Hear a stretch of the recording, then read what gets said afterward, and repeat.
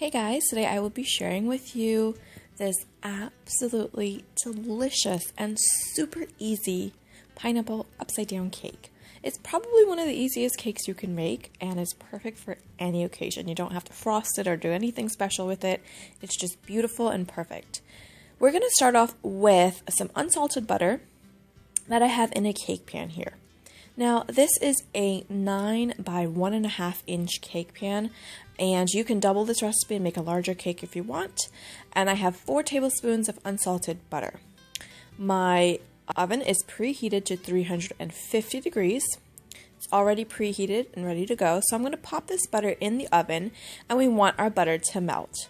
And not only do we want our butter to melt, we want to brown our butter. That's going to give this cake such an amazing caramelized sort of flavor. It's just going to enhance the flavor of the cake. So place this in the oven for about 10 minutes and let's just move over to our next step. In a bowl here, I have some granulated sugar, and all the amounts will be listed below in the description box. And I have some really nice soft unsalted butter. If you want to go ahead and use salted butter, that's fine. Just leave the salt out of the recipe. And we're going to go ahead and mix this for about 8 minutes. It may seem like a while, but we really want to mix this because mixing this together is going to help make our cake super light and super fluffy. So we're going to mix this, and after every minute, I'm going to get my spatula and run it around the sides of the bowl and the bottom of the bowl to make sure that everything is getting incorporated.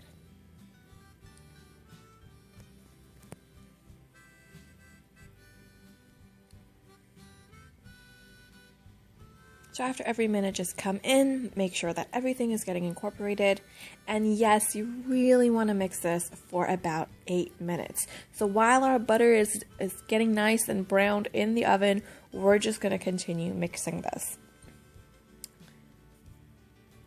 I'm going to continue mixing that for about 8 minutes. And after 8 minutes or so, this is going to become one beautiful, velvety, smooth paste. It's kind of like a marshmallow fluff. It's so amazing. It's going to be our first step, our second step actually, to an amazing cake. First step was browning that butter. So now we have this beautiful thick fluff. We're going to add in our eggs one at a time.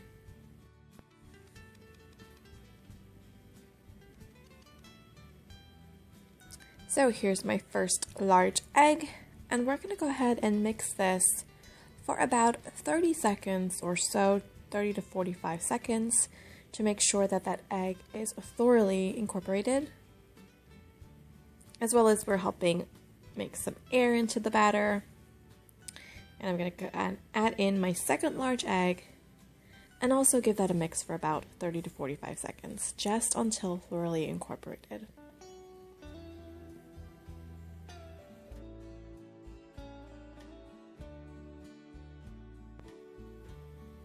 And now I'm going to add in some almond extract to this. This is optional. If you don't have it, you don't need to add it, but it definitely adds a little layer of flavor that blends perfectly with everything else, as well as I'm going to add in about a good tablespoon of vanilla extract.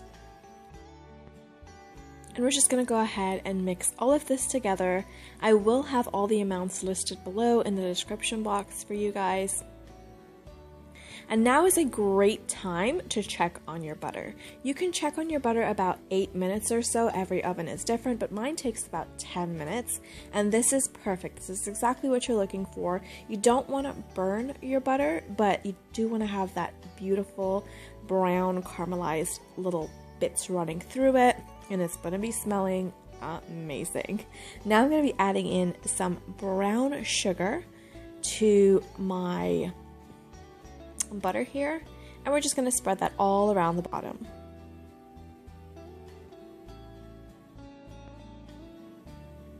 And now we're going to take this and place it back into our oven so that brown sugar starts to melt. Now you do want to be careful, the pan is still going to be hot, of course.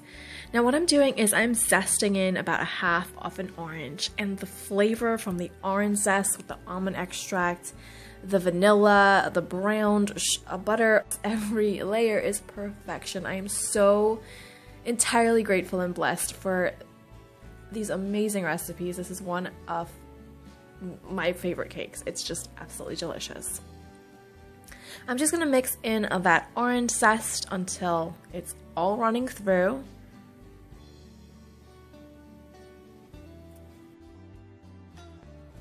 And now we're going to move over to our dry ingredients.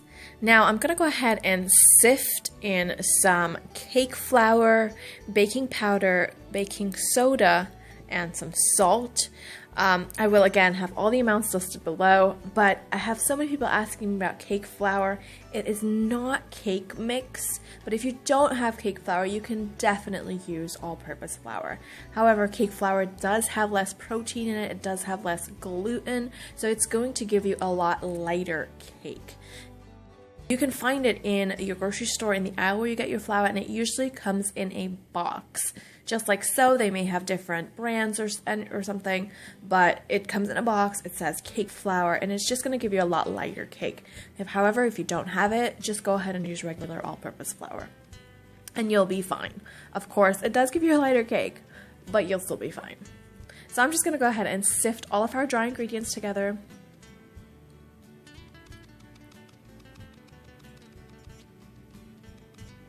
And now we're going to go ahead and add in our wet. So I have a can of pineapple slices that we're going to be using for the bottom of our cake, and we want a half a cup of that pineapple juice that's in that can. I'm telling you, the flavor between the pineapple juice and the orange zest and everything else, I could tell you over and over, it just works amazing. So we're using the pineapple slices, and we want that juice that's in that can. And I'm going to take my spatula and I'm going to mix together my wet and my dry with the rest of my batter so I don't overmix. I'm just going to get everything incorporated just like so. And then once everything is incorporated, I'm just going to take about 10 seconds just to quickly mix it with my spatula. I don't want to use my mixer to overmix, but I'm just going to quickly mix it with my spatula just to make sure that majority of lumps and anything, so we just have a nice smooth batter, just like so. And this is already smelling so amazing. There's that brown butter smelling so good. There's that pineapple juice with the orange zest and a little hint of almond and vanilla. And so grateful, so blessed. So I have my pan out of the oven here with my brown sugar and my butter. The sugar's nice and sort of starting to get melted down. I'm adding in my pineapple slices. You want to start at the center of your pan and place one pineapple, and then just run the rest of pineapples right around that. Be careful again, the pan will be hot. And now I have some maraschino cherries that we're going to go ahead and place the cherries right in the center of the pineapple. Now, honestly, it's just my opinion, but you don't need the cherries, okay? To me, it's just more for presentation. I know some people like the cherries. I'm not a huge fan. So if you don't have it, you can still be, you'll be fine. Don't worry. You can make this without the cherries. But, I mean, it does make it look pretty. I'm not a huge fan of the cherries, but that's just me. I'm going to go ahead and add in my amazing, thick, just beautiful batter on top. Now our oven is already preheated at 350. It's been 350 for quite a while now. And we're just going to go ahead and take our batter and just make it nice and even all the way around. You may have some brown sugar coming up the sides, and that's perfectly fine. Now everything is nice and even off. What I have here, I have my cake pan resting on like an oven mitt. You can use a cake towel, or not a cake towel. You can use a kitchen towel to place the pan on and help it drag it off of the counter, so it's easier for you to get it off in and out of the oven. Now this is going to bake for about 35 to 40 minutes or so. You can see how beautiful that is looking. It is such a fantastic cake. Really, really is. After it's come out of the oven, about 40 minutes or so, you do want to do the toothpick test. It takes about 35 to 40 minutes until your toothpick comes out nice and clean. You do want this to cool in the pan for about 20 minutes, 20 to 30 minutes. And again, I have this what do you call this thing? Whatever it is, the oven mitt thing that I'm placing my cake on. You can use a kitchen towel to place your cake on to help you flip this. And now I have it, it's still really warm, but you do want to flip your cake while it's still warm. So what I'm going to do is I have this large platter. You can use a large plate, use whatever you got. And we're going to go ahead and place it on top of our cake. So we're going to take this here and we're going to place it right on top of our cake.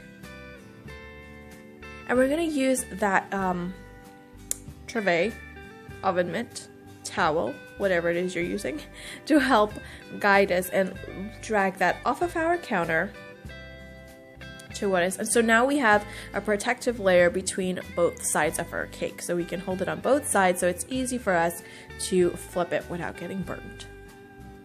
Now if you want, you can take a knife and run it around the sides of your cake to help loosen it up. And that will make it a lot easier for it to come out. Make sure and give it a couple good little taps on the bottom to make sure everything comes off easily.